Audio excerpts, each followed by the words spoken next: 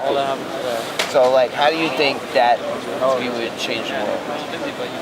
I think you really have to look at your motivation. Yeah. You know, do you expect the world to change for you? Change in your actions? Or do you think you can influence the world in ways that it will change? It's almost like you have to like work with the world and see what type of outcome you can get.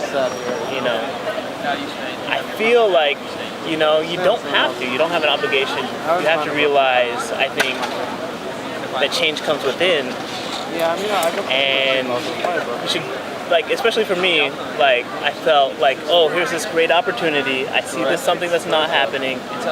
This is definitely a social need. This is definitely something that I want to have happen, you know. So my story is basically, I went to Africa. I saw a social need to get money to African groups as opposed to U.S. groups. And while that was a noble cause, you know, you have to realize that, you know, sometimes the world isn't ready for it. So, like, basically, like, you can create something that is the right thing at the wrong time. Is that what you're saying? It's the right thing at the wrong time, or it's the wrong thing at the right time. You know, if things don't line up, it doesn't happen. It doesn't create. It doesn't work. It's not viable. Yeah. But it doesn't mean that you shouldn't try.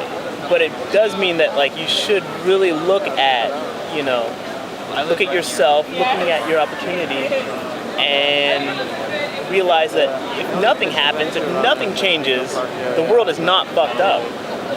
It's not fucked up, you know. You're just there to help, you know.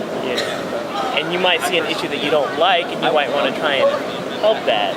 Yeah. You know, and in your mind you might be spinning that, oh, because of this, the world will be less fucked up. Not necessarily, you know. So, but then how do we know, like, how do you know what to do, when to do it?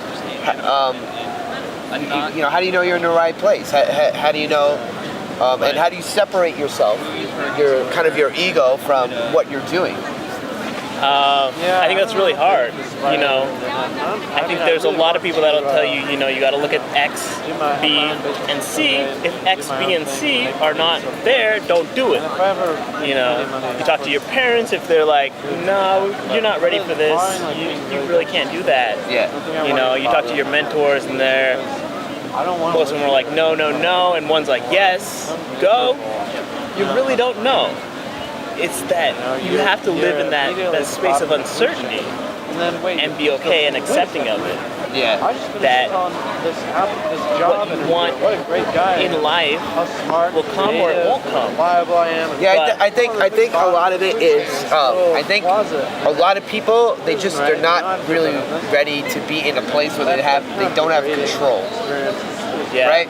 So you could have the best idea, you could have you could have the right timing and all these things, but do you really know? You don't know. Mm-hmm. And you can waste your time, and you can hit the ground really hard, and that's not being in control. Yeah, and that's why, like, some of the best advice that people, hey, We're asking 25 cents.